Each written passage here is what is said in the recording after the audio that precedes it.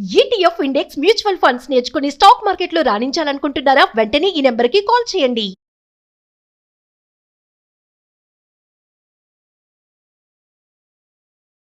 Hello Sundararamireddy గారు, ఇండియాలో కనుక మనం చూసుకుంటే అండి కీ ఐపీఓస్ ఏవైతే ఉన్నాయో అవి ఇప్పుడు మేజర్ రోల్ ప్లే చేయడానికి రెడీగా వస్తున్నాయి. చాలామంది అనుకున్నటువంటి విషయం ఏంటంటే, సో మేజర్ కంపెనీస్ ఏవైతే ఉన్నాయో ఐపీఓలో పార్టిసిపేట్ చేసినటువంటివి క్రెడిట్ హిస్టరీ కనుక చూసుకుంటే పెద్దగా పర్ఫామ్ చేసి వేరే వాళ్ళకి అడ్వాంటేజ్ అయ్యేంత జరగలేదు అనేది మాట్లాడుకుంటుంటారు. సో వీటి వల్ల వచ్చే బెనిఫిట్ ఏమైనా ఉండే అవకాశం ఉంటుందా? ఫర్దర్గా ఉండేటువంటి వాటి కంపెనీస్ మీరు మాట్లాడుతుంది ఎన్ఎస్సి అండ్ జియో వాటికి సంబంధించి రైట్ ఏ విధంగా ఉండే అవకాశం ఉంటుందంటారు? అది మీరు మాట్లాడింది కరెక్ట్ అండి. మన హిస్టారికల్ డేటా మనం చెక్ చేసుకుంటే కనుక బిగ్గెస్ట్ ఐపీఓస్ అన్ని కూడా ఒక పెద్ద హైప్ని క్రియేట్ చేస్తే తప్ప ఎక్కువ వెల్త్ క్రియేట్ చేస్తున్నట్టు మనకి హిస్టరీ లేదు ఇండియాలో. మీరు ఎంత పెద్ద కంపెనీలు చూసుకున్నా సరే జనరల్గా 8,000 crores అండ్ అబోవ్ కనుక ఐపీఓ ఆఫర్ కనుక చేస్తుంటే కనుక అలాంటి కంపెనీస్ అన్నీ కూడా చాలా తక్కువ రిటర్న్స్ వచ్చే ఛాన్స్ ఎక్కువ ఉంది. అందుకని మన ఎన్ఎస్సి అది ఇండియాలో నెంబర్ 1 స్టాక్ ఎక్స్చేంజ్. అంటే ఎప్పటి నుంచో వెయిట్ చేస్తున్నారు ఐపీఓస్ కోసం. ఇంతకుముందు ఐపీఓకి వచ్చిన బీఎస్సీ సూపర్ హిట్ అయింది అండ్ ఎంసీఎక్స్ అంటే కమాడిటీ స్టాక్ ఎక్స్చేంజ్ అది కూడా సూపర్ హిట్ అయింది.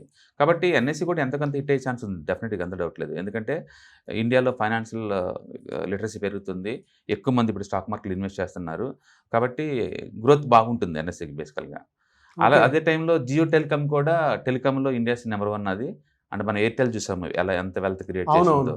కాబట్టి ఆ కంపెనీ కూడా ఫండమెంటల్ బాగానే ఉంటుంది. 2 కంపెనీస్ ఫండమెంటల్ వేరే సౌండ్ అండ్ పెద్ద మేజర్ ప్లే చేయబోతున్నాయి ఇండియన్ స్టాక్ మార్కెట్ హిస్టరీలో. ఏ రేషియోలో ఫర్దర్గా బెనిఫిట్ ఉండే అవకాశం ఉంది సరే? బట్ మనం చూస్తే హిస్టారికల్ రిఫరెన్స్ టాప్ 20 కంపెనీస్ ఇంతకుముందు ఐపీఓకి వచ్చిన హిస్టరీ కనుక చూసుకుంటే ఏది 8,000 crores అండ్ అబోవ్ కలెక్ట్ చేసినవి మాత్రమే చూసుకుంటే కనుక హిస్టరీ అంతేం లేదండి. అంటే 75% ప్రాబిలిటీ జియో నుంచి అండ్ ఎన్ఎస్సి నుంచి లిస్ట్ అయిన ప్రైస్ దగ్గర నుంచి కపుల్ ఆఫ్ ఇయర్స్ వరకు చూసుకుంటే మనకి లెస్ దెన్ బ్యాంక్ డిపాజిట్ రేట్లు వచ్చే ఛాన్స్ 75% ఉంది. అంటే దెర్ ఇస్ లిటిల్ ఛాన్స్ అనమాట అది అవుట్ పర్ఫార్మ్ చేసడానికి. అలాగని చెప్పేసి కంపెనీ ఫండమెంటల్ బాగాలేదని కాదు, ఇండియన్ హిస్టరీలో అలాంటి చరిత్ర లేదు. మన కనుక చూసుకుంటే జొమాటో ఐపీఓకి వచ్చి ఇప్పటి వరకు 5 years అవుతుందండి. అదొకటే సూపర్ హిట్ అయింది. దాన్ని రిటర్న్స్ 18% అండి ఫర్ యానం. అది ఐపీఓ దగ్గర నుంచి ఇప్పటి వరకు చూసుకుంటే. అలాగే ఎస్బీఐ లైఫ్ అండ్ ఐపీఓకి వచ్చి ఇప్పటికీ 9 years అవుతుంది. అందులో ఇన్వెస్ట్ చేసిన వాళ్ళకి ఇయర్లీ 10% వస్తుంది. అంటే దగ్గర దగ్గర బ్యాంక్ డిపాజిట్ అంతే వస్తుంది, ఎక్కువ రాట్లా.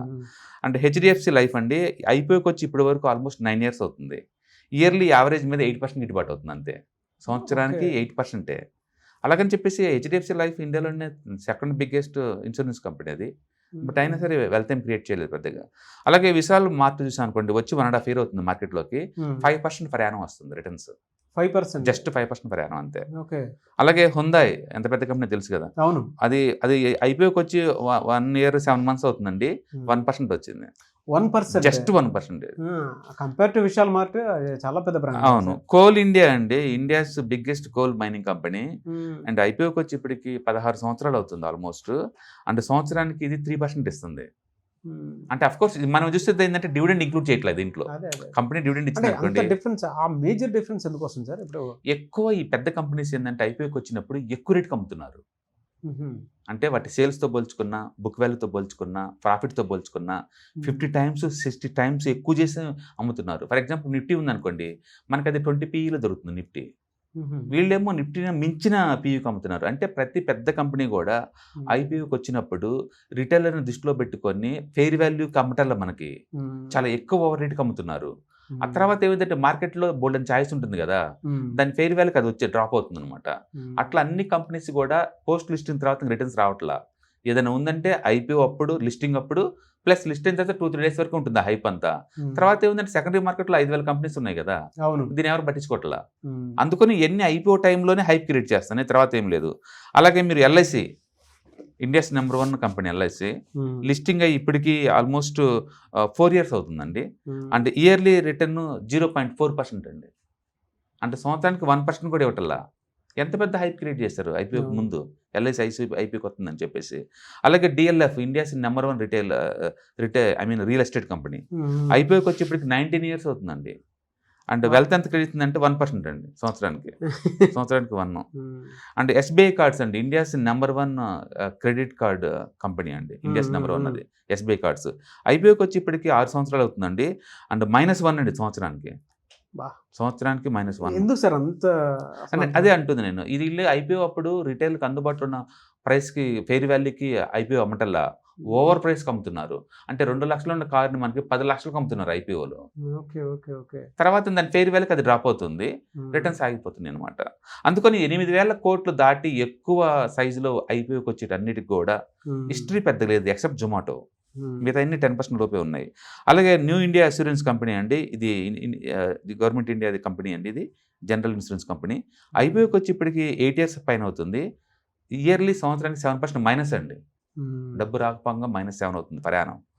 అలాగే ఎన్టీపీసీ గ్రీన్ అండి రీసెంట్గా ఐపీఓకి వచ్చింది, 1.5 year అవుతుంది. అండ్ -9 అండి రీసెంట్గా 1.5 year బ్యాక్ వచ్చింది. అండ్ పేటిఎం అండి ఐపీఓకి వచ్చి ఇప్పటికి 5 years దాకా అవుతుంది, -11 అండి పేటిఎం.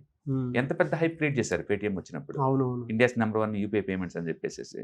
అలాగే హెచ్డిబి ఫినాన్స్ అండి, హెచ్డిఎఫ్సి వాళ్ళది, ఇది వచ్చి 1 year అవుతుంది ఐపీఓకి వచ్చి, and -12.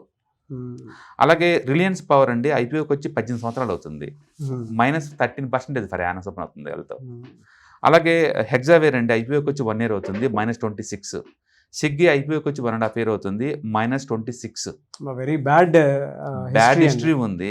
Even with in the 1 year లో వచ్చిన ఎల్జీ ఎలక్ట్రానిక్స్ వచ్చి రఫ్గా 7 months అవుతుంది, ఇది -10.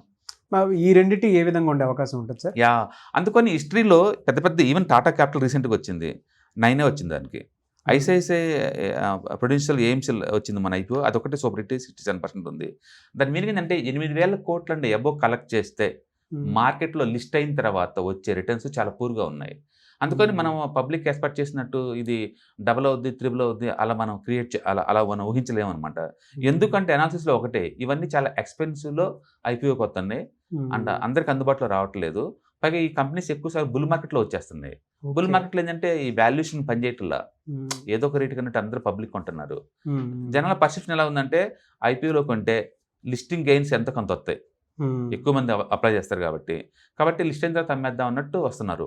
కంపెనీ వాళ్ళు కూడా ఓవర్ ప్రైస్లో బయటకు అమ్ముతున్నారు. ఆ రెండింటి మ్యాటర్ ఏంటంటే అయిపోయిన తర్వాత ఇంకా దాంట్లో ఏముంటుందా. మీరు రీసెంట్గా అమెరికాలో చూసారు స్పేస్ ఎక్స్ ఎంత పెద్ద హైప్ క్రియేట్ అయింది. 135 దగ్గర ఏమో ఐపీఓకి వచ్చింది, $220 వరకు వెళ్ళింది. అక్కడి నుంచి డౌన్ స్టార్ట్ అయితే రోజు పడుతూనే ఉంది. ఇప్పుడు లైవ్లో $150 వచ్చిందండి. అంటే విత్ ఇన్ 6 months కల్లా అది కూడా పోద్ది కిందకి, ఐపీఓ ప్రైస్ కిందకే పోద్ది. అందుకని వరల్డ్ హిస్టరీ చూస్తే బిగ్గెస్ట్ ఐపీఓస్ అన్ని బిగ్గెస్ట్ హైప్ క్రియేట్ చేస్తే తప్ప బిగ్గెస్ట్ వెల్త్ క్రియేట్ చేస్తున్నట్టు అక్కడ హిస్టరీ లేదు. మనం మాట్లాడుకున్నది 8,000 కోట్లు అండి అబో కలెక్ట్ చేసిన కంపెనీస్ మాత్రమే. చిన్న ఐపీఓస్ సూపర్ హిట్ అవుతున్నాయి యాక్చువల్గా. Very good information and very good analysis sir. అంటే ఫ్యూచర్లో వెల్త్ క్రియేషన్ కోసం ఎవరైనా చూసేటువంటి వాళ్ళకి వెరీ గుడ్ అడ్వైజ్ అనుకోవచ్చు. అడ్వైజ్ అనే బదులు కొంచెం ప్రికాషన్స్గా ఉండాలి. ఈ హైప్ తప్ప ఇది ఇన్వెస్ట్మెంట్ లా కన్వర్ట్ కాకపోవచ్చు అని థాట్ వస్తుంది అనమాట.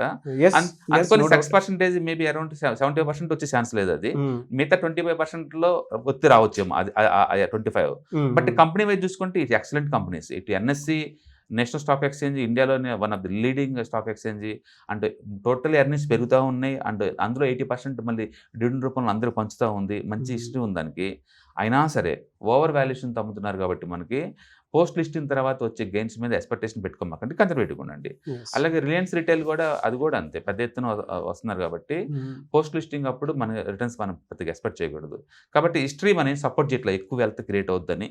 అందుకని లిస్టింగ్ గెయిన్స్ ఉండొచ్చేమో కానీ లిస్ట్ అయిన తర్వాత దీని మూవ్స్ మాత్రం అంత మనం అనుకున్నంత డబల్ ట్రిబుల్ అయ్యేంత ఏం లేదు. ఎందుకంటే అన్లిమిటెడ్ స్టాక్స్ ఉన్నాయి దాంట్లో. ఒకటి అందుకని డిమాండ్ పెద్ద టూ మచ్గా ఉండదు, రెండోది ఓవర్ వాల్యుయేషను.